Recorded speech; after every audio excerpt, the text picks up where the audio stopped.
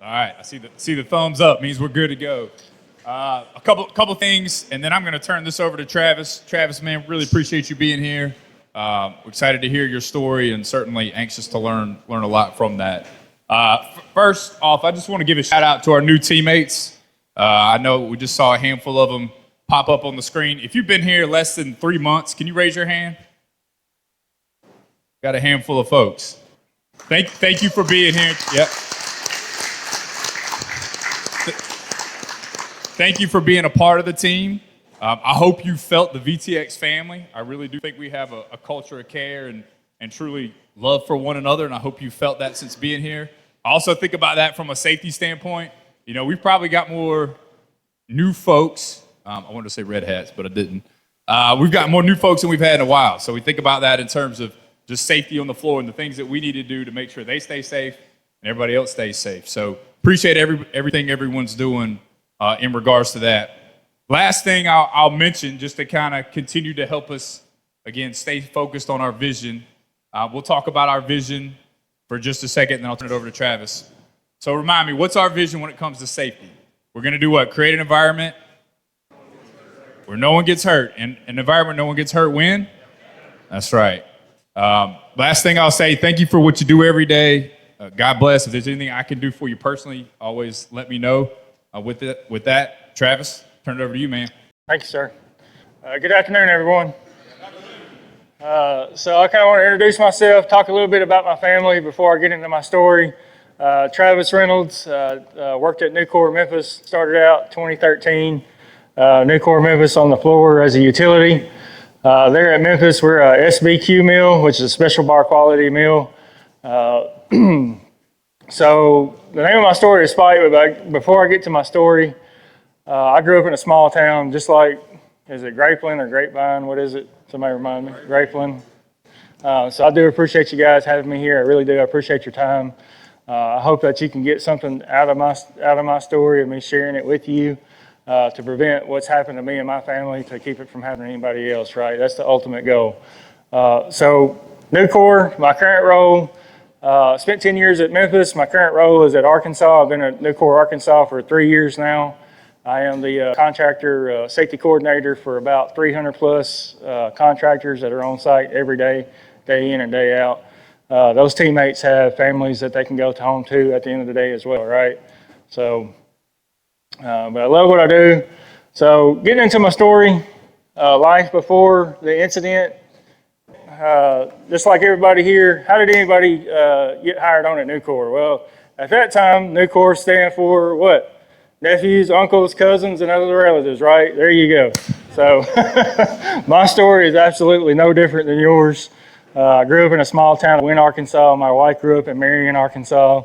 So literally at that time, and you didn't get hired on at Nucor unless you knew somebody, right? Somebody had to vouch for you. And my story was no different. One of my friends vouched for me. I grew up on a farm. I've built houses. I've worked with my hands most of my life. Went to school, got a business degree at John Brown University there in Arkansas. Met my beautiful wife, and I'm going to go ahead and be honest with you. If it wasn't for her, I would not be here right now. That lady has stood by my side through thick and thin, and if it wasn't for her and those two boys, I would have given up a long time ago. So I owe what I do now and the strength that I have now because of my wife and my family. That gave me absolutely something to fight for when I was going through what I was going through.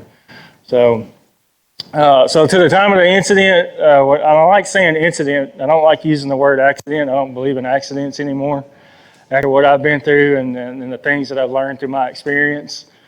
But that picture, literally, that was the last picture me and my wife took together, and that was at the Nucor Christmas party. Nucor, Memphis has a long tradition of having their Christmas party at the Peabody, and that's where that was.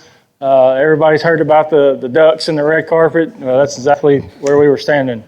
So I'm at work, and talking about my boys. Well, Hunter being 2 years old, when this incident happened, obviously it affected him a lot, and still to this day, obviously. So it didn't matter whether I was on night shift, day shift. Anytime I come home, the first person that met me at that door every single day was who? Guess what? It was Hunter, right? until one day Daddy didn't come back home. And in his little mind, he's struggling to understand what's happening, right? Daddy didn't come back home. Then Mom has to be gone there to make life-saving decisions for me all hours of the day and night. So it affected him a lot. Tanner, he'll never know any different. The way I look now is the way he's always remembered me. And for a while, he would ask, Mom, why does Daddy look different now than what he looked in his pictures? Because we have older pictures in the house, right? So we'd have to explain to him quite frequently, hey, this is what happened to Daddy. Daddy's okay. He had a boo-boo. That's the way we explained it. But we got through all that as a family, and with the grace of God and Nucor and family and friends is why I've gotten back as quick as I have and where I'm at today. So we get to the incident, and we've all been there, right? About a quarter of this room probably held their hand up that they were new teammates. Well, I've been in this position for a little over a year at the time of the incident, and I worked my way up from a utility on the floor to an operator, and then I was cross-training to be a millwright in the rolling mill. So this is kind of on the finishing end, right? So Memphis, we run in a switchback fashion, kind of up, over, down, over, up, over, down, over, from the melt shop through the caster, out into the cooling yard. We also do as cast, so the melt shop operates totally different than a roll mill, which is not normal, not traditionally for most mills. Most mills, it's continuous cast from the melt shop all the way through the rolling mill. Memphis is a little different. Memphis melt shop operates by itself, and the roll mill operates by itself, okay? So I'm trying to walk you through the process, and it'll kind of set the stage for where we're at and how this incident happens. So we'll get as cast, which is big 22-inch blooms that are normally buried in the sand. We'll get them for the roll mill customers, and we'll take them and put them through a reheat furnace. The reheat furnace will heat them back up to about 14, 15, 1600 degrees, a little more than that, and we'll send them through a 6-stand rolling mill. So think of it like pizza dough with a roller, right? So each stand that it goes through, it'll take that bloom and it'll stretch it out longer and longer and longer. And depending on the size, we can go from 4-inch rounds and squares all the way up to a 12-inch. So here we have 9-inch round corner squares, so it's a square with round corners. These 9-inch bars, they're probably about 180 feet long. Now, if you look up in the top left-hand corner, you can see the rolling mill on this side. So the mill is actually going this direction. All right, so at the top of your screen, which you cannot see because of the shot blast machine, there's what we call a cooling bed. And that cooling bed we would call the football field, because literally that cooling bed was bigger than a football field, okay? So the bars would walk from the cooling bed, they would go through the shot blast machine. Now the shot blast machine, all it does, I know we got a lot of hunters in here, right? Hunters, come on, fishermen, there you go. So that machine is designed to shoot birdshot onto those bars, and it would clean off all the mill scale and make them look nice and shiny for the customer, right? So these bars would come this way. They would hit an end stop, which you cannot see right here. And this machine right here is called layer forming. So literally all it does is it takes these bars and it lines them up all evenly and nice like you see here. That way, when they cycle, this machine cycles over, these bars can go into the saw house, and the saw can cut these bars evenly. You with me? All right. So here we are on this day, and there's a series of events that went wrong for me to get hurt, right? But there was also a lot of series of events that went right for me to still be here, obviously. So getting into that, at this time we had more yellow hats on the floor than green hats. Our yellow hats are new teammates. I call them lemon heads. So at that time, every division has their struggles, has their growing pains. At that time, Memphis, we were a growing division. We were still considered a startup mill. So we were struggling with quality and getting tons out the door and making production, right? So I'll give you the guy's name because they're still there to this day. I had Matt Brimseth with me, a new teammate. He hired in from one of the casinos down on the Mississippi River. All he knew about mechanic, he didn't know anything about anything mechanical. He dealt blackjack his entire adult career. And then I had Chris Gage with me. He actually transferred in from Kingman, Arizona.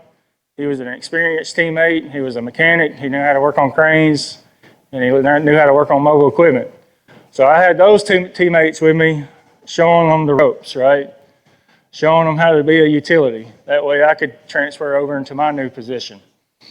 So before we get to this, there's a couple of things I need to say right off the bat, right? One is that Nucor has never ever told me that I can't talk about the truths in my story and how things happen, right? I've never not been told one time, Travis, you can't talk about that, because guess what? Sometimes the truth is a little hard to talk about, right? But we have to talk about the truth in order to get better, right? Our teammates deserve it. Our families deserve it. And two is that I'll never ever blame anybody for what happened to me. It could have been easily have been Chris that day. It could have easily been Brittany that day. It could have easily been a teammate on another shift that day. I just happened to be the one to walk up and said, hey, I've done this before. Let me do it. I'll get it done. We'll get it out, and we'll do a shift change, and we'll go home. Okay? I also like using the domino effect. I'm going to start setting up these dominoes, these series of events, right? We've all heard of the Swiss cheese, the hose lining up perfectly. I call it the triangle of death. We've all seen those graphs, right? I like to use the domino effect. So we're going to start setting up these dominoes. And one of these dominoes is that we had literally more yellow hats on the floor than we had green hats. What does that tell you? The lack of experience, right? So you think me being in that area over a year, you think I knew everything there was to know in that area? Absolutely not. And I'm not going to sit here and tell you I did, because I didn't. I was still a new teammate by many standards, still a growing teammate, even though I had mechanical experience and knew how to work on stuff. This also happened right at shift change. What do you think we were thinking about? You damn right. We were thinking about going home. We were already mad because we weren't making production that day. And then this happens right at shift change, so, it made it even worse. So, we all made decisions that day that led up to this. So I'll never blame it on anybody. We failed as a team that day. It could have very easily been somebody else, but it just happened to be me. So layer forming. So obviously you can see these bars are bent from one end to the other, right? So I know we got fishermen in here. You ever been slapped with an ugly stick? I don't mean literally. What happens when you bend that fishing pole back and you let go of it, right? It's got tension in it, right? So me being 6'2", I'm walking down through here, and I heard this happen because I've done it every shift for, I can't tell you how many times that I've done this in a shift. But it's like that stop sign that we roll through. Sometimes we roll through a stop sign every day, let's be honest, right? Any of us ever rode through a stop sign before? This is no different. We took a shortcut, and we kept on taking a shortcut, right? But at some point in time, there was a photo eye on this piece of equipment that should have been right here, and I'll give you different views and angles here in just a minute. But at some point in time, that photo eye either got burned off or it got knocked off, and it never got replaced. So what do you think we done then?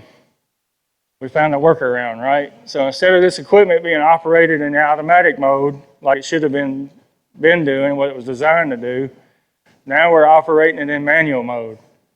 So this piece of equipment has to be manually cycled. All right, so looking at that door, how many of y'all can honestly tell me that you can see the end of those bars come out of that door right there? So what that photo eye would do, if the bars did not come out of the shot blast and line up evenly with the end stop, it would tell that piece of equipment you can't cycle, right? Because if it did, it would hit something or mess the equipment up. Now, some operators that were better at it than others. I was trained this way. How do you think I was training the guys that were coming in behind me? The exact same way, right?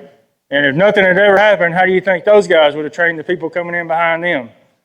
The exact same way, right?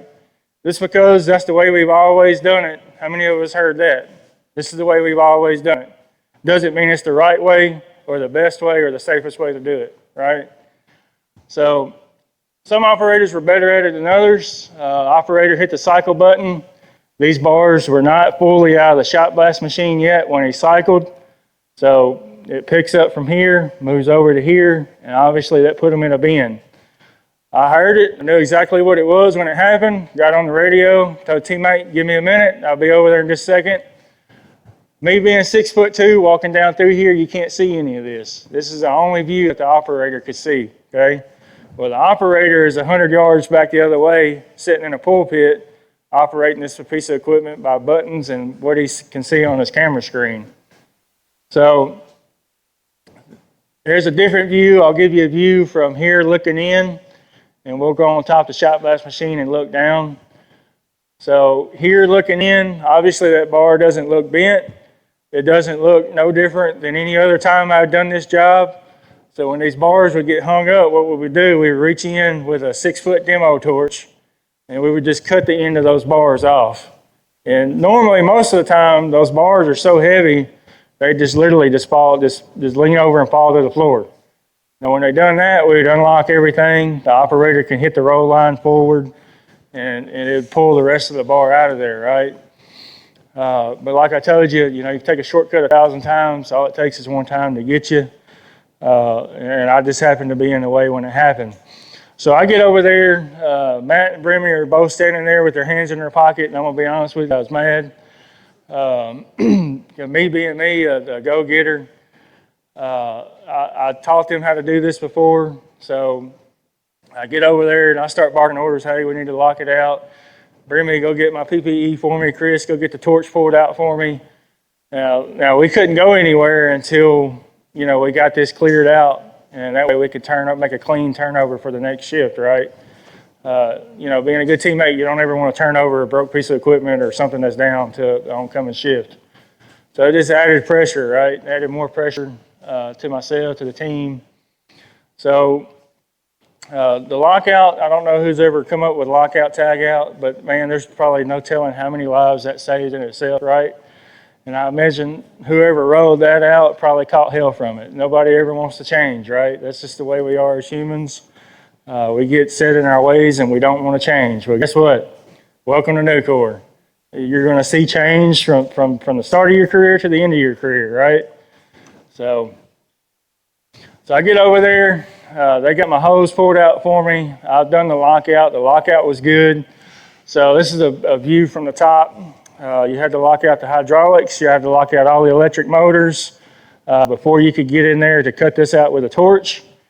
And normally what I would do is I would come over the handrail right here. Anybody see anything wrong with that? That should have been a red flag in itself, right? Should we ever be hopping over handrails on a continual basis, day in, day out? I understand we can do it during down day and outages and stuff like that, but should we ever be hopping over handrails?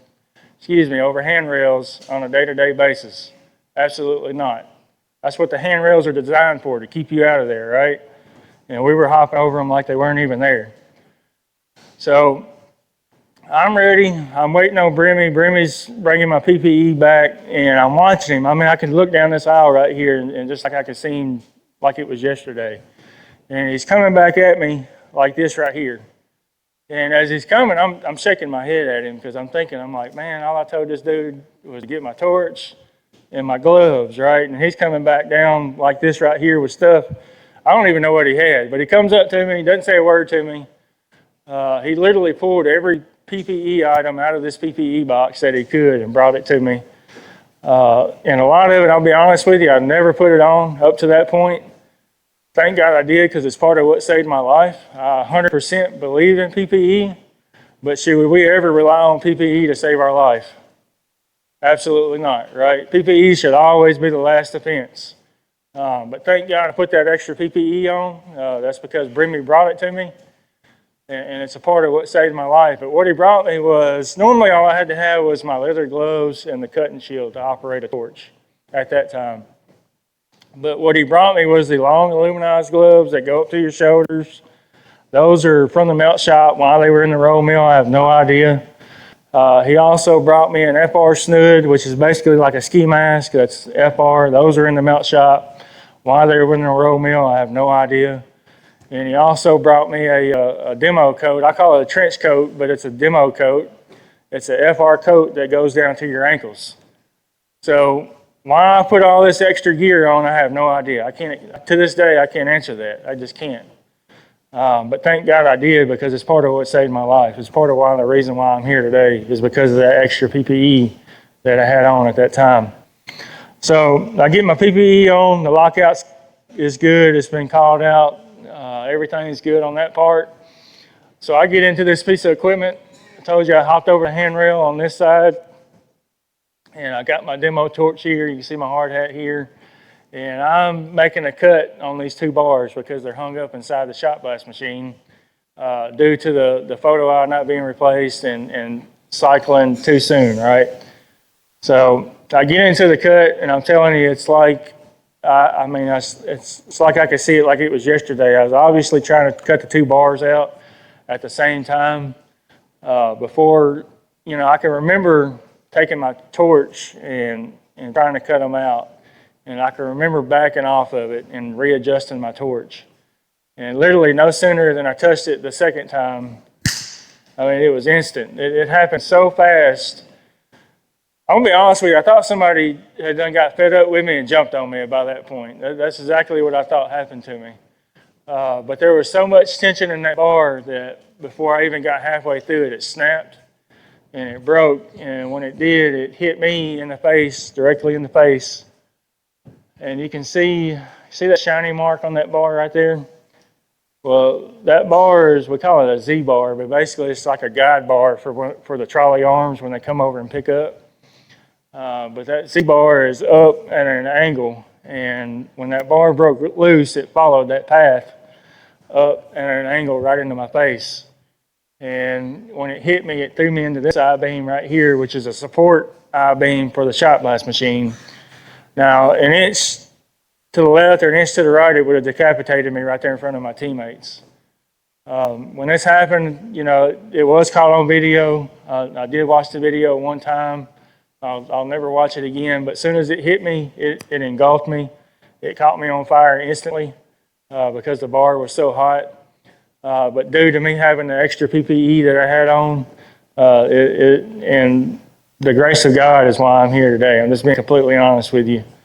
So obviously, like when this bar hit me, and that I-beam right here is where my head was pinned in, and that I-beam was literally no wider than that. So how my big head fit inside there, I have no idea, but you can see it burnt my shield completely in half. Of course, I ended up losing all of my equipment and gear that I had on. So this is a newer picture. This picture was taken recently. Anybody notice anything different in this picture than the others? Anybody notice the photo eyes? Any mechanical guys in here? So you got 2 photo eyes on this side and 2 photo eyes on this side. So you got 4 photo eyes when previously we had none. So I'm going to ask you a question. How many times do you think this has happened since then? Not one single time. And it's been almost 10 years. Almost 10 years to the day, really, since my incident, and it hasn't happened not one single time since then. And that's a shame, I'm going to be honest with you, because I've been to other divisions, and there hadn't been a division that I've been to yet where somebody hadn't been killed or seriously injured. And most of the time, what caused the injury could have been fixed before the teammate even made it to the hospital. How long do you think it took to fix a photo eye or replace a photo eye? 10 minutes at the most. Guys, I'm telling you that it's unacceptable. It's unacceptable for our teammates. It's unacceptable for our teammates' families. So I challenge you today, if there is something that you see or you know that's not right, say something. Because I'm telling you, you saying something, you may not know it now, it could save somebody's life, not only today, tomorrow, a year down the road, a new teammate down the road. You never know. You never know how far that effect could affect somebody else's life, right? That decision can affect somebody else's life. So if you see something, say something. And that takes courage sometimes, right? As a new teammate. That quarter of the room I'm talking to right now. New teammates, it's hard to say something. It is. But we give you the freedom to do that. We give you the courage to do that. We give you the tools to do that. It's hard to sit back as a new guy and call out a 30-year teammate on something, but ask, right? There's a right way to do it. Ask. Hey, is that the best way we can do it? Is that the safest way we can do it? Is there a better way? Because I promise you, 9 times out of 10, we stop and think about it. There's a better way. There's always a better way. So This part of the incident is always the hardest part for me to talk about personally. And I'll be honest with you, I had a near-death experience when I got hit. I had a near-death experience and I went to heaven. And I'm going to share a little bit of that with you. So instantly, as soon as I got hit, everything went black.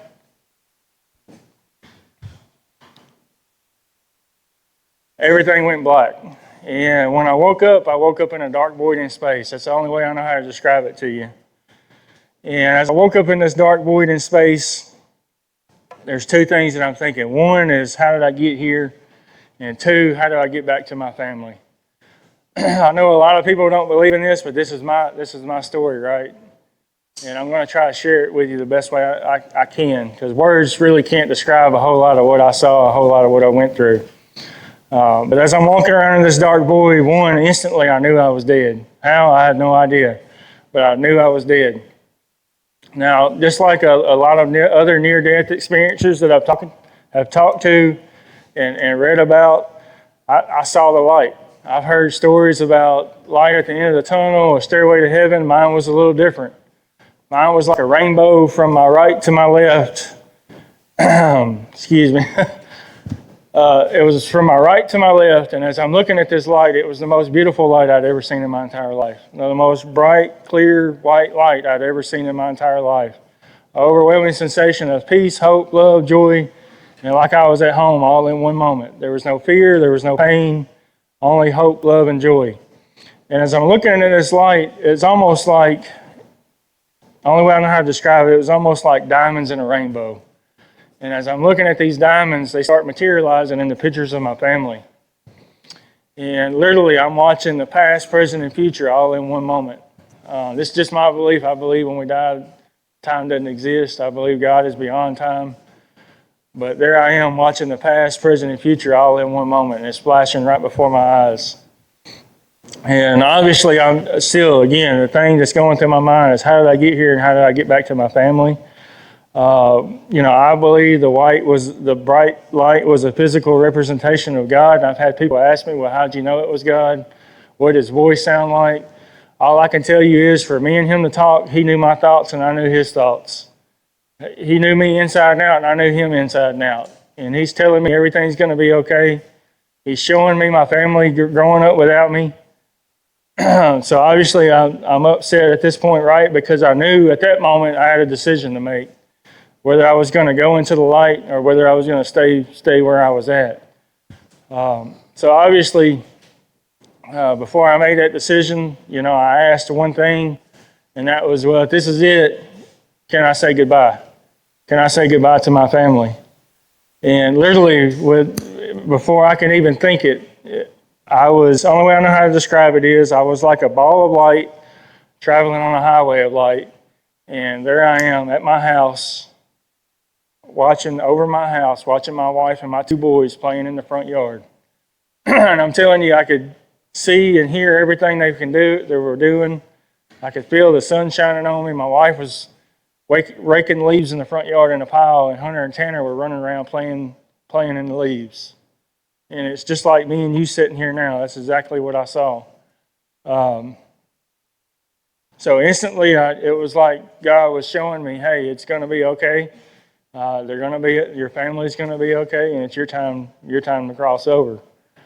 So instantly, literally no sooner than I was able to say goodbye, it was like a flash of a light, and everything went backwards. And this part, you remember the old iPad when the first iPads came out, you were able to flip through your albums like really fast? That's what it was like, except that was moments in my life. It's like the past, present, and future were all in one moment. There was no sense of time whatsoever, just moments in space, if that makes sense. And everything went backwards. I went back from my house, through the ball of light on the highway of light, back to the dark void. But this time when I got back to the dark void, the light was passing from me.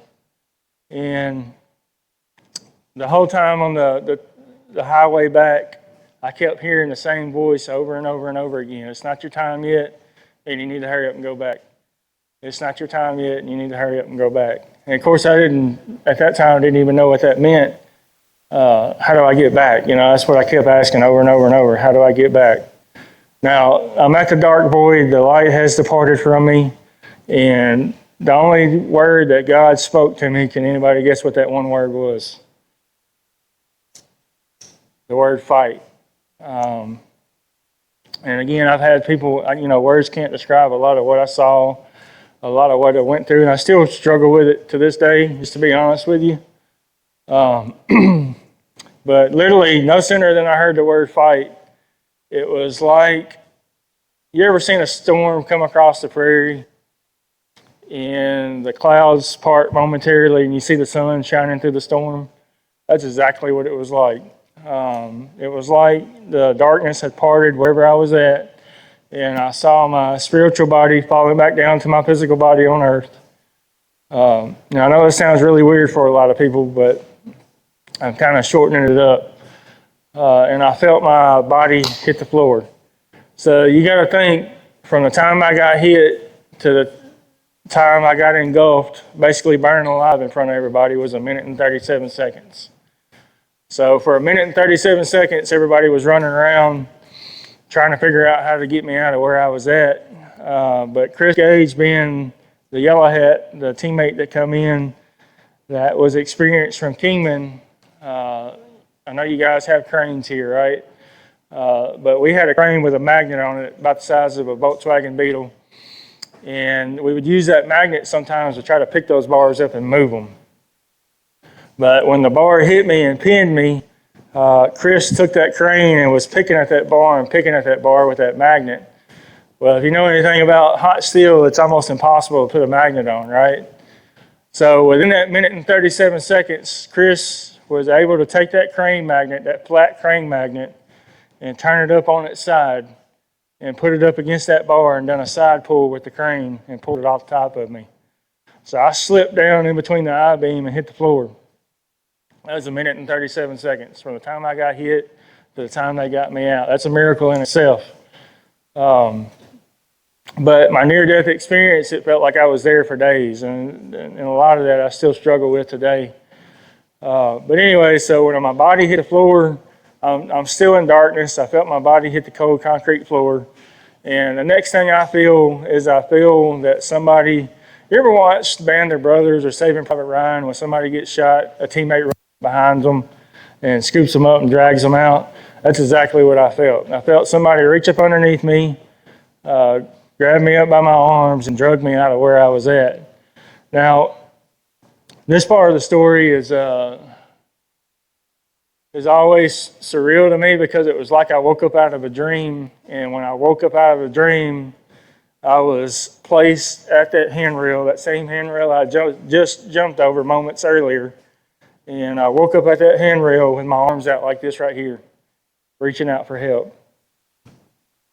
Now, I'm telling you, I asked for a really long time because I had a pretty good idea that it was either one of my really good friends or one of the friends my wife grew up with that did it. I had a pretty good idea who did it, but the question was always, nobody drug you out. You stood up on your own and you walked out. I still struggle with that because I know what I felt and I know what I saw in the video, right? But nobody drugged me out. They told me I stood up like nothing ever happened and walked out on my own, still on fire.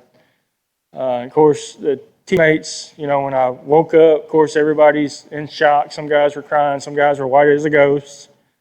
Grabbed me. And I remember everything after that point. I was awake all the way to the hospital. Of course, they grabbed me, pulled me over the handrail.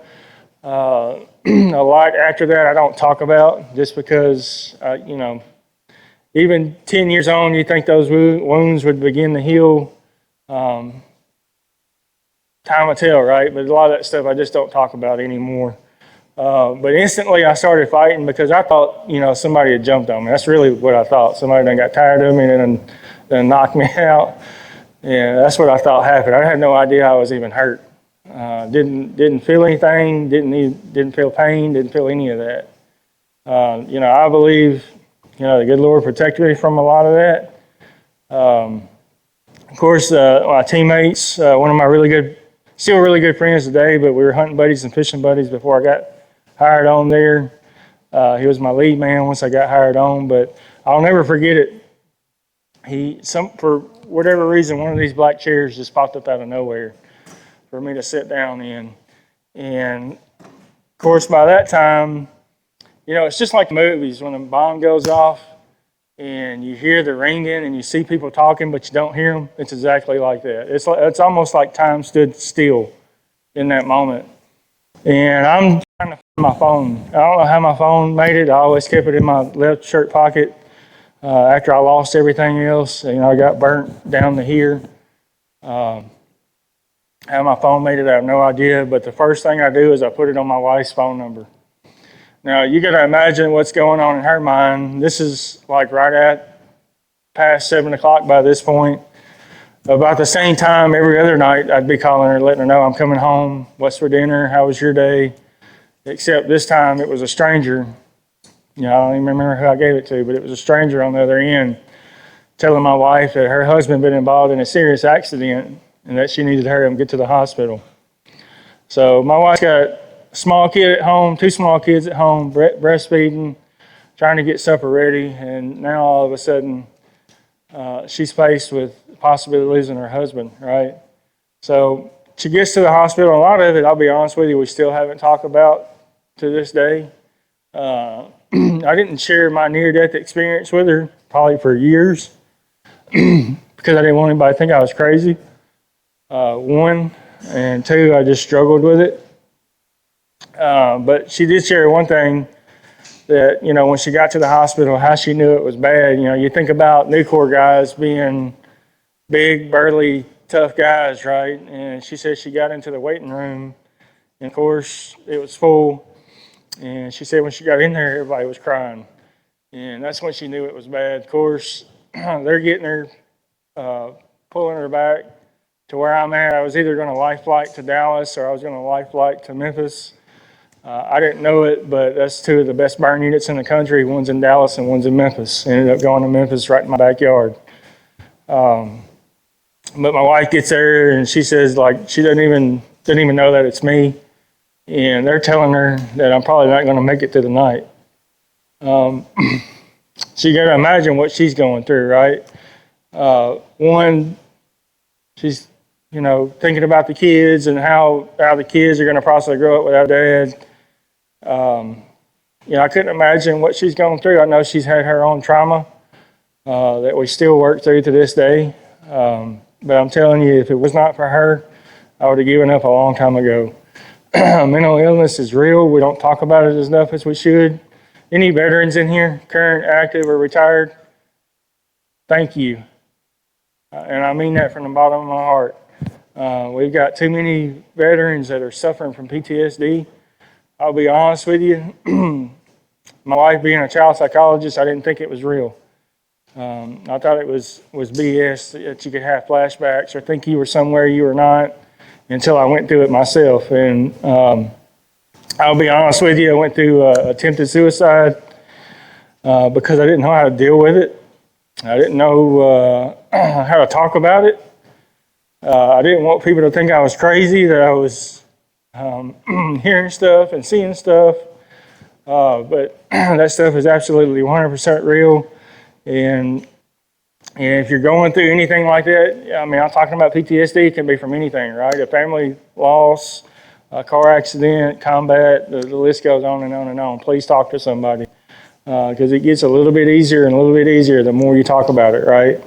So come back from the near-death experience, of course, the hospital and all that, and I'll get to that in a little bit. But first, I want to warn you, I do show pictures, and I don't show the pictures for a reminder for me because I don't need a reminder. This is to show what can happen, the realness of it, right? What can happen when we fail to do the right thing, when we take a shortcut, or when we don't do this, or we don't do that, or we get blinded by everything else that's going on around us, right? This is the consequence of it. I don't ever want to see any teammate go through half of what I've had to go through or what my family's had to go through. Because I promise you, it's not worth it. It's not. So this is your warning. Like if you don't like looking at blood and that kind of stuff, this is your warning. I've had people pass out on me before. Please don't be the next. You know yourself more than I know you. So if you don't like looking at this kind of stuff, now's your time to look away or walk out. Okay? You're not going to hurt my feelings, I promise you. So the initial injury, which I didn't think was that bad after I saw the photos. Of course, this was part of my therapy. I was like, hell, all I had to do is just fix that hole right there, right? Nope. Literally everything, nose down, had to come completely off. When I got hit, it literally crushed every bone in my face. So I had a crush and a burn injury from everything. Ended up losing half my tongue. Ended up losing half of my teeth. And then nose down, everything had to come completely off. So all the scars and everything else from the rest of my body were from the surgeries. So I've got 2 large scars from my knee up to my hips on both of my legs. I got a large scar from hip to hip across my stomach, from where they taken tissue and blood vessels and tendons and everything else they needed to fix my face from the inside out.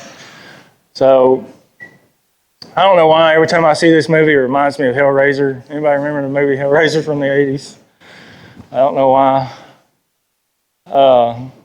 So of course, obviously, I had to be put on life support. Had to have machines breathing for me. Had to have machines feeding me day and night. That part was the worst part of it, because my mind, even though I didn't see what happened to me, my mind filled in that blank over and over and over and over every day.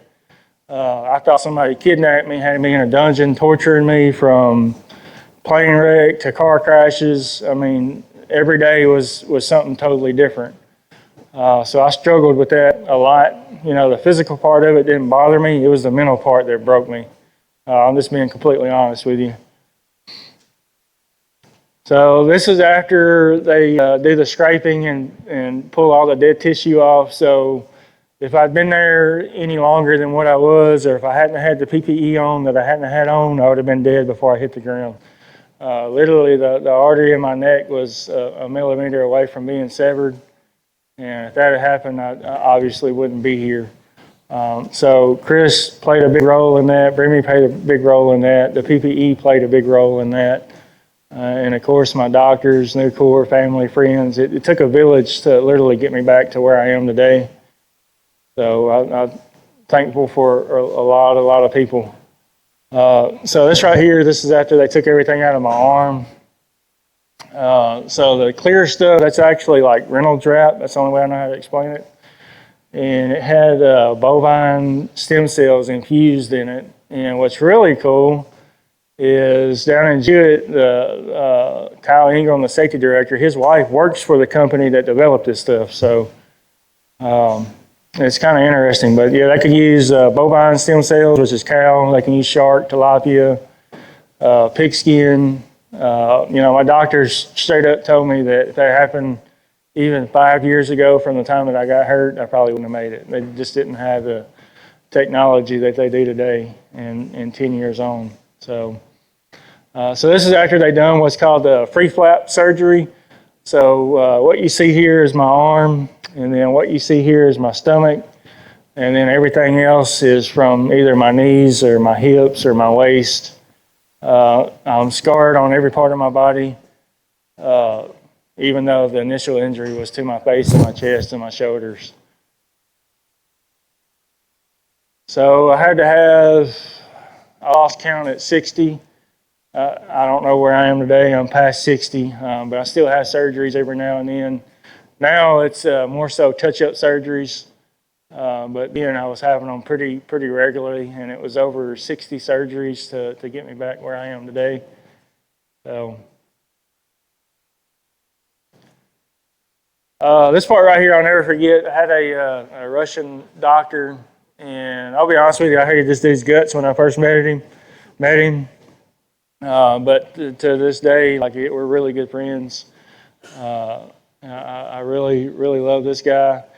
He told me from the beginning, this was probably going to end one of four ways: either alcoholism, drug addiction, suicide, or divorce. And by the grace of God and family and Nucor and everybody that helped, I've escaped every one of those. But yeah, he told us straight from the get-go that it was going to end one or four ways or a combination of them. So, but yeah, I woke up one day, he's there with a glass of water. And for whatever reason, I would have nightmares about water and food. And I know that sounds really weird, but you go from eating and drinking whatever you want to cold turkey everything. It affects you. So this right here is the day that I was able to walk out of the hospital. Now that day for me to go home came and went several times.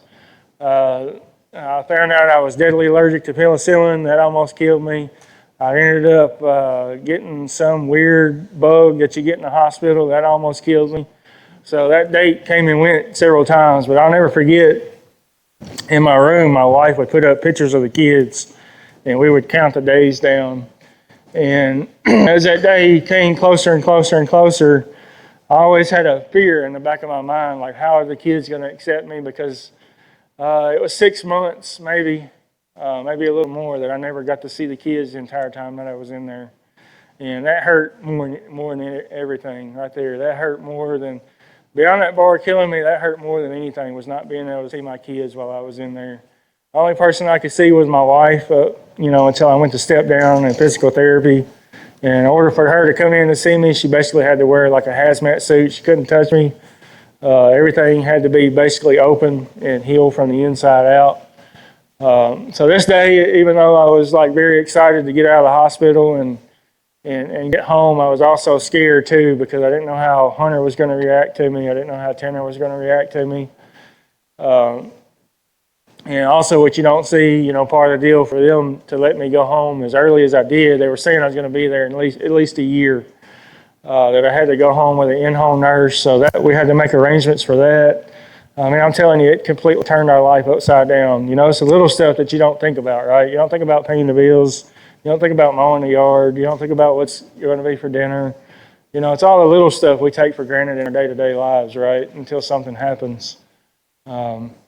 But yeah, she had a big part of getting me back to where I am. And I truly believe that if she hadn't had the training that she had from school and all that, I don't know. I put my wife through hell. I'm just going to be honest with y'all.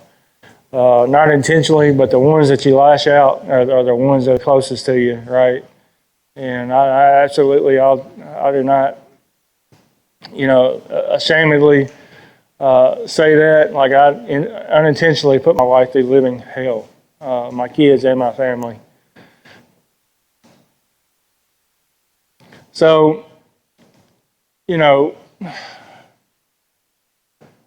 before I got to the house, this part I always get upset because, we think about the decisions we make, right? And I have a wall. I do a wall just about everywhere I go. The reason why. And every teammate that comes through new hire, after I share my story, I ask them, I want a picture of your reason why you're going to work safe. And for most of us, it's our family, right? So I have walls of pictures of family, of teammates. Do you think the decisions you make just affect you day to day? Absolutely not, right? They affect you. They affect everybody around you. What about those teammates' families? You think it affects them? Absolutely. The decisions you make day in and day out don't just affect you, they affect everybody around you, and they affect all. So you think about everybody in this room, you think about all their families. We just grown that room by double, right? Like, that's the impact that each and every one of us has, whether you realize it or not. That's the impact that you have on everybody around you and their families.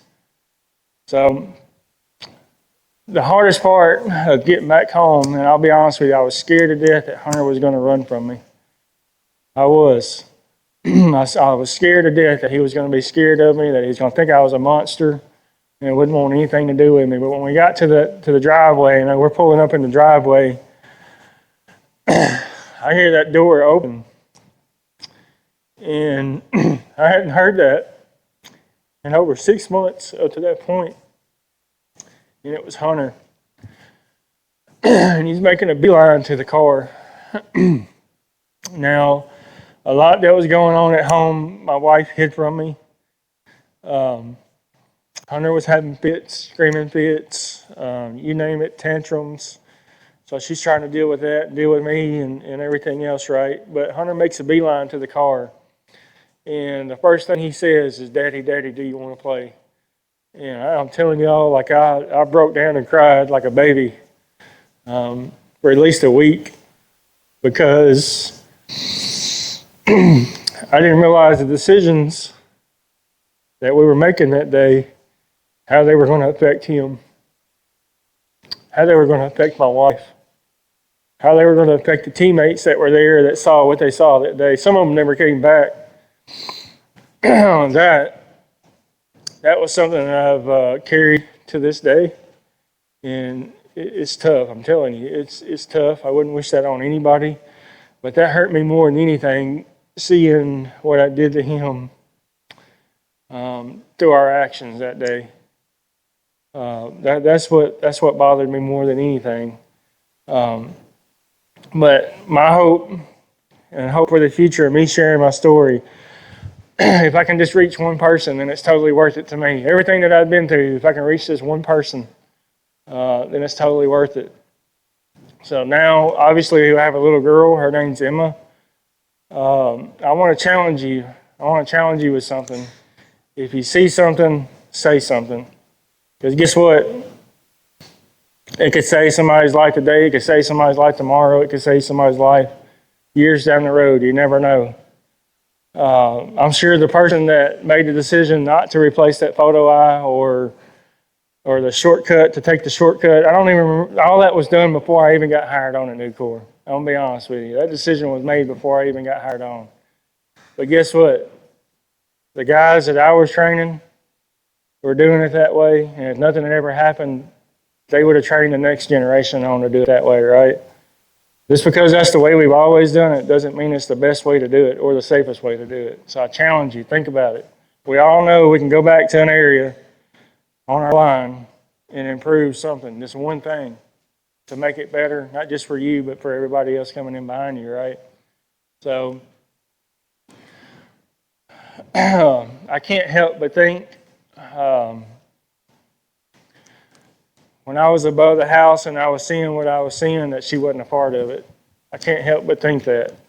It kind of comes full circle for me and my family, that if I hadn't have made it, those two boys would be growing up without a daddy. Emma wouldn't be here. My wife would be going on without a husband. Hunter's 11 now, Tanner's 9, Emma's 6, and they are sport rotten. I do not mind telling anybody that. My kids are rotten, and I love them to death. But I'm telling you that one of the biggest lessons and the hardest lessons that I've had to learn through what I've been through is the value of time and family. And I don't want anybody to take this the wrong way, but there's a lot that we sacrifice, right? But time, that's one thing you'll never get back. You'll never get back is time. So when you leave today, go home, hug your family, let them know you love them. Everything that we do, that's why we're here, right? We're here to work for our families and to take care of our families, right? So it's a series of events. I won't go into all this. So at that time, do you guys do JSAs? So I didn't even know what a JSA was. I'm going to be honest with you. And I tell my new hires this. If I had a JSA that day, it probably would have saved my life. I'm being honest. We didn't do a JSA. Take 10 come directly out of my incident that was developed by Mark Hepley, who's moved on to Harris Rebar now, and our Canadian brothers. But a JSA was also, a Take 10 was also created after my incident. But I can't help but think if we had that before, could that have prevented this from happening? So I won't go. This normally takes another hour to go into. I won't do that to you. I know we're tight on time, but I do want to open up the floor for any questions, comments, anything like that. And you can ask me anything. I don't shy away from anything. So I'm going to open up the floor to you guys for a moment if you want to ask questions or comments or anybody. Come on now, I know I didn't do that good of a job. Travis, not a question, man, but Yeah. thank you for coming here and sharing your story. Yeah, yes, sir. Thank you. Appreciate it.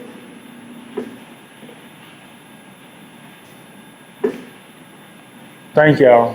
I appreciate everything that you do. Yes, sir. I know things happen,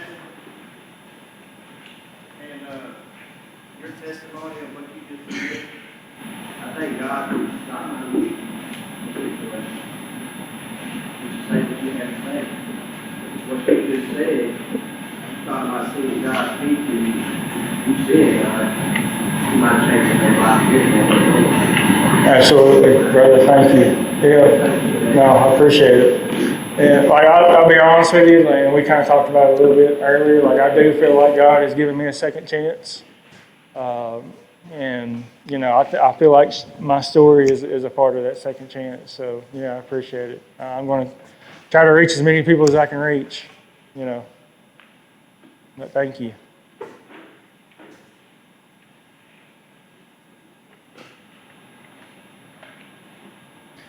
Thank y'all. I appreciate you. I really do. One last chance. I know some people hesitant to raise their hand. Nobody? Go ahead. Talk about mental health, and you said your wife had you got a lot through that. What other tools did you use to get through that PTSD? So I'll be honest with you. Like I had to have an intervention. I was having real bad night terrors. I was having nightmares. I was seeing stuff. I was hearing stuff, and I didn't want to admit I had a problem. And it came to a point to me attempting, you know, we're all adults here, so I'm just going to talk about it. It came to a point to me attempting suicide for me to get help. And I'll be completely honest with you. I was in the backyard, and I had pulled the slack out of the trigger. And my wife had a dream that night that she should get up and check on me. And she stops me. You know, I'll tell anybody, like, you're not alone, no matter how much you feel like you're alone. I felt like I was alone. I felt like I couldn't share. But I'm telling you, there's nothing in this world that you haven't been through that somebody hadn't already been through. So it took me a while, but it came to that for me to have an intervention. I went through probably 8 therapists before I found the right one that I could connect with and talk to and open up and be real with. So don't give up on the first therapist, because it took me 8 to find the right one. But you definitely got to be able to talk about it, and you definitely got to be able to get help.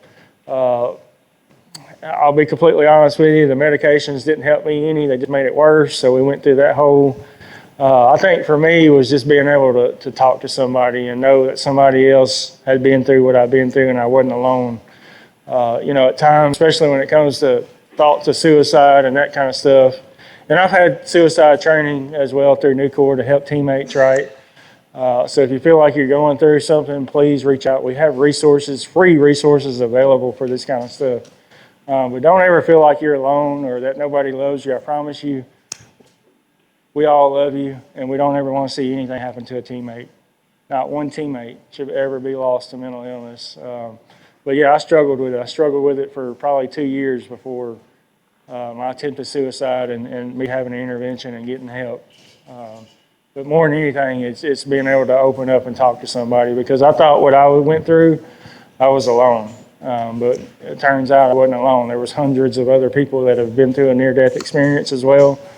And, you know, that helps is finding your community and finding people that you're willing to open up to and talk to. It helps, I promise you. So we have those resources free and available to any teammate. Like I said, PTSD doesn't just come from combat. It can come from a loss of a family member, a car accident. The list goes on and on and on. So please don't ever feel like you're alone. And first step is being able to admit, you know, we need to talk to somebody. So thank you. Hey, Travis, I'd like to propose a question to the group. Very powerful story. Really appreciate you coming. I feel like we all may have walked away with different takeaways. Although I have my own, I'd like to challenge the group today to also kind of give some feedback to Travis When you think about what you heard today, as you think through it, like what was that takeaway for you? And how could this help us be safer?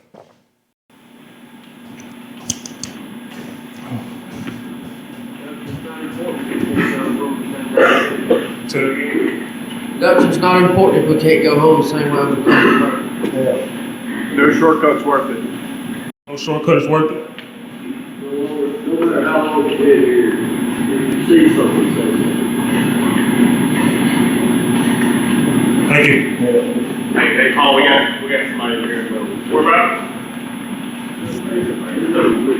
Yes, sir. Being quiet is You unacceptable. mind standing up? I want the group to hear. I think it's very important. Being quiet is unacceptable.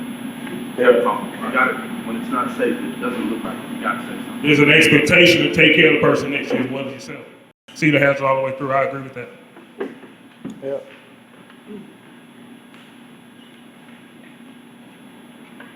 Travis, you said something that stood out to me, and that was the decisions we made, right? The decisions we make not only affect ourselves, they affect whom? Our families. If you made a decision tomorrow that caused an accident for yourself, how would that affect your family? Are we being intentional about that day in and day out to prevent those accidents? It takes everyone in this room to come together to work through these hazards, to have each other accountable, as well as making sure we're seeing these things through. To create an environment where no one gets hurt ever. I appreciate everything you did for us today, Travis. Yeah. Travis will be around if you want to maybe talk to him on a more personal level and ask any questions. Again, let's keep our team safe. We appreciate everything you're doing. Thank you, team. Thank you.